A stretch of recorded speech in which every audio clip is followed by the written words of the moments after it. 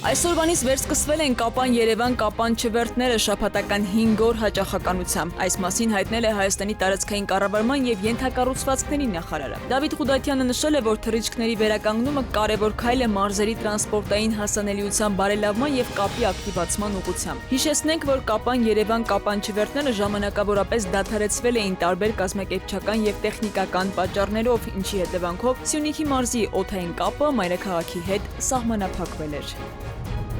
Ահաբեկչության գլոբալ ինդեքս 2026-ում Հայաստանը զբաղեցրել է 81-րդ տեղը, 2025-ին 82-րդում էր, մնալով համեմատաբար անվտանգ երկրների շարքում։ Ամենաբարձր ահաբեկչական ակտիվություն ըստ այդ սանդղակի ունեն Պակիստանը, Բուրկինա Ֆասոն եւ Նիգերը, իսկ ամենացածրը Ուրուգվայը, Զիմբաբվեն եւ Վիետնամը։ Բարձր տեղերում են նաեւ Սիրիան 6-րդը, Իսրայելը 10-րդը, Աֆղանստանը 11-րդը, Ռուսաստանը 17-րդը եւ այլն։ Քրեական ոստիկանությունը վերջին օրերին ձերբակալել է տարբեր երկրների կողմից հետախուզման մեջ գտնվող մի քանի անձանց։ Ոստիկանությունից հայտնում են, որ նրանցից երկուսը հայտնաբերվել ու ձերբակալվել են Զվարթնոց օդանավակայանում։ 30-ամյա մի երիտասարդի, որ հետախուզվում էր Մոլդովայի Ինտերպոլի կողմից եւ մեղադրվում խուլիգանության համար, ձերբակալել են ուրբաթ, երբ նա Երևան է ժամանել Միներալնիե Վոդիից։ 36-ամյա երիտասարդն էլ ձերբակալվել է Կիրակի Երևան-Մոսկվա չվերթի հաշվառումից հետո։ Նա փետրվարի 11-ից Վաշինգտոնի իրավապահների կողմից հետախուզվում էր խուլիգանության եւ համակարգչային հանցագործության մեղադրանքով։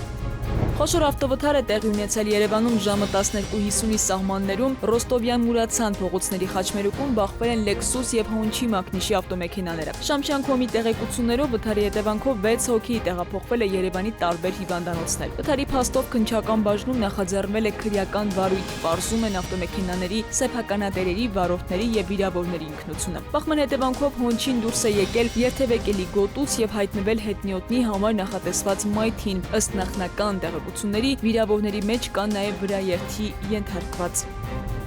Իսպանիայի ազգային գրադարանում այսօրվանից մինչև հունիսի 21-ը կցուցադրվեն հայկական հին ձեռագրերը հոգևոր քարտեզի արահետներով ցուցահանդեսի շրջանակում։ Ներկայացվել են Մատենադարանի շուրջ 15 արժեքավոր նմուշներ, որոնցից մի քանիսը առաջին անգամ կլինեն արտերկրում։ Ցուցադրությունը կներկայացնի հայկական ձեռագրական արվեստը միջազգային հանրության եւ ինչպես նաև դրա դերը համաշխարհային մշակութային ժառանգության մեջ։